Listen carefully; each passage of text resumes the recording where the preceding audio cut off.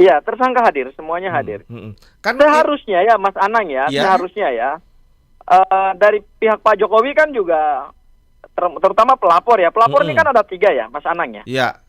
Yaitu ada Pak Jokowi, ada Licumanan, ada Ade Darmawan, dan ada Samuel Sweken.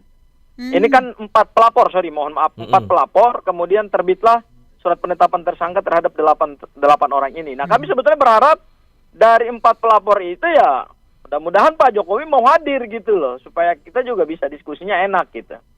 Lebih cair dan lebih banyak pendalaman gitu. Baik, dari tim Mas Roy Suryo sendiri apa yang lagi disiapkan sekarang ini Bang untuk gelar perkara nanti? Wah, ini udah masuk ke inti pokok ini ya. Ini menarik ini Mbak. Ya kan pengen bocoran juga Bang. Karena saya pikir kan juga sidangnya tertutup nanti. Trija FM pengen dengar juga gitu ya. Pengen tahu juga gitu ya. Jadi gini Mbak Ita, Mas Anang ya, pemirsa Trija FM. Hari ini tentu gelar perkara khusus ini kami akan fokuskan pada beberapa hal. Yaitu kami ingin mendapatkan klarifikasi dulu. Pertama dari penyidik Polda Metro Jaya terkait dengan primary evidence atau barang bukti utama, yaitu ijazah Pak Joko Widodo, apakah sudah disita atau belum. Karena kan informasi ini kan masih simpan siur gitu ya. Kata Polda Metro Jaya sudah disita. Tapi beberapa hari yang lalu Pak Jokowi bilang dia yang akan tunjukkan ke pengadilan. Nah, yang benar yang mana nih? Ya. Kalau itu sudah disita, tentu barang bukti tidak ada di tangan Pak Jokowi, pasti di tangan kekuasaan penyidik gitu. Tapi Pak Jokowi sendiri mengatakan di salah satu stasiun televisi swasta bahwa dia sendiri yang akan membawa ijazah itu ke pengadilan. Itu hal pertama yang ingin kami kejar. Hal yang kedua, ya, kalau barang bukti itu sudah disita oleh Polda Metro Jaya, yaitu ijazah Pak Joko Widodo, kami minta dong ditampilkan. Minimal setidak-tidaknya ditunjukkan kepada para tersangka. Kenapa? Karena tersangka perlu tahu sebetulnya ijazah yang dijadikan sebagai dasar penetapan tersangka ini wujudnya seperti apa sih? Karena nggak mungkin ada penetapan tersangka kalau nggak ada ijazah. Itu kan logikanya sederhana seperti itu kan? Ya, artinya penyidik harus transparan, harus akuntabel menjawab terkait dengan teka-teki ijazah Pak Joko Widodo. Jadi tunjukkan aja, nggak ada masalah. Toh ditunjukkan itu kan hanya untuk peserta gelar, tidak ditunjukkan kepada publik gitu. Dan itu kan ditunjukkan kan dalam konteks pro justisia, juga dalam konteks penegakan hukum gitu. Meskipun nanti proses pembuktiannya nanti pada pengadilan gitu. Ya, itu hal kedua yang ingin kami tanyakan. Hal yang ketiga, Mas Anang, Mbak Ita dan pemirsa Trija FM, kami juga ingin meminta sebetulnya penjelasan terkait dengan 700 barang bukti yang disita, 130 saksi yang katanya sudah diminta keterangan, 28 ahli yang juga sudah diminta keterangan. Dan yang terakhir adalah kami ingin melihat transparansi dari penyidik Polda Metro Jaya terkait dengan ijazah pembanding Pak Joko Widodo. Katanya kan ada 3 atau 4 ijazah pembanding. Ya, nah kami ingin tahu ijazah pembandingnya ini punya siapa, kemudian juga kapan disitanya, apakah ada berita acara penyitaannya, kemudian berdasarkan Perpol nomor 10 tahun 2009 tentang penggunaan laboratorium forensik, kami juga ingin minta penjelasan, apakah ijazah pembanding itu sudah dilakukan autentikasi belum? Ada nggak keabsahannya dari UGM? Jadi bukan ijazah pembanding itu diambil dari siapa saja, si Tono, si Ali, si Muryadi, diambil sembarangan begitu aja dari orang-orang yang nggak jelas, dipanggil-panggil, diambil ijazahnya. Nggak bisa dong. Kita tentu harus tunduk pada prosedur hukum. Nah, berdasarkan Perkapolri nomor 10 tahun 2009 tentang penggunaan laboratorium forensik, itu perlu ada autentikasi terhadap ijazah pembanding.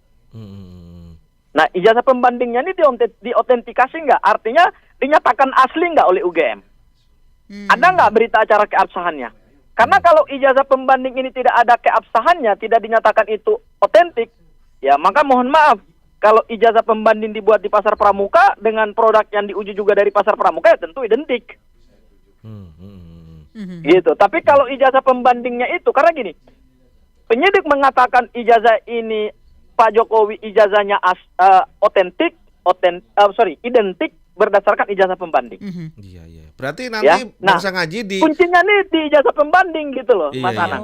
Bang Sangaji, nanti di gelar perkara khusus ini akan ditampilkan juga nih ijazah asli Pak Jokowi yang disita lah untuk kepentingan hukum ini oleh Polda Metro atau seperti apa? Yang katanya disita Ya itu yang kami minta Mas Anang. Heeh. Itu yang kami minta.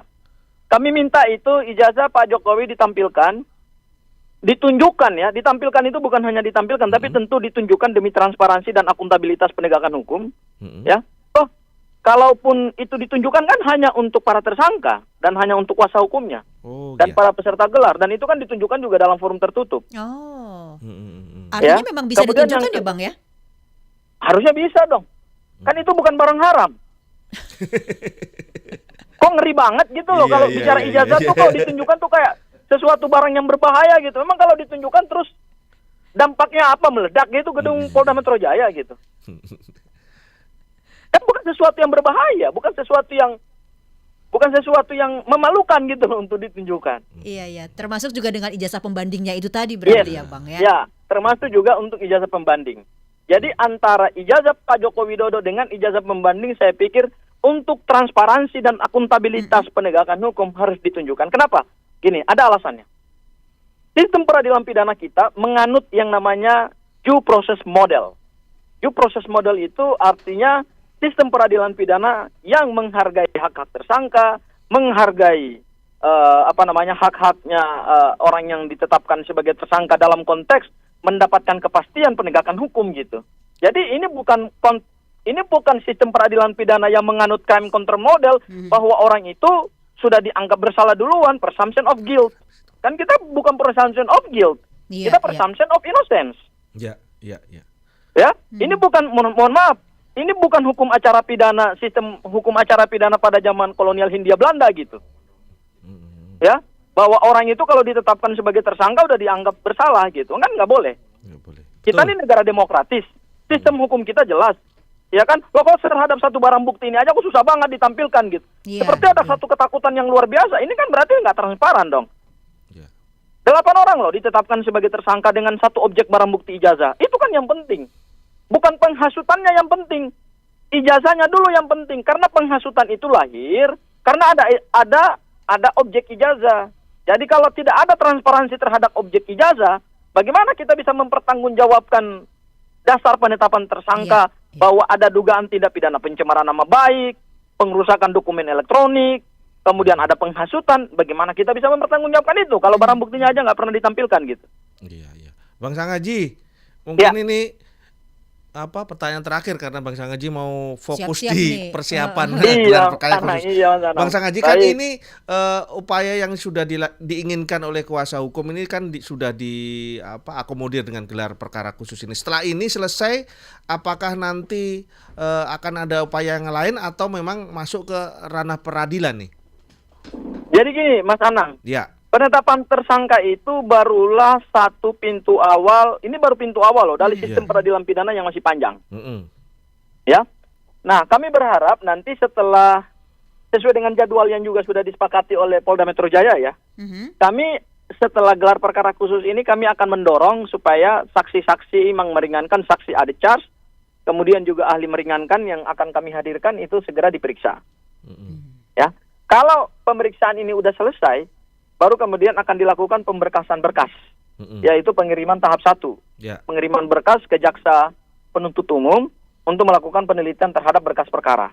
Karena kalau belum diselesaikan semua pemeriksaan saksi dan ahli, termasuk juga dari pihak kami, ya penyidik belum bisa mengirimkan berkas perkara ke kejaksaan gitu untuk diteliti di tahap 1. Jadi kalau kita mau bicara proses hukum ini harus cepat, ya berarti penyidiknya yang kemudian harus segera mengagendakan untuk pemeriksaan saksi meringankan, saksi added charge, dan ahli meringankan dari kami gitu. Baru kemudian setelah itu akan diikuti dengan pemeriksaan 5 tersangka yang klaster 1 belum diperiksa.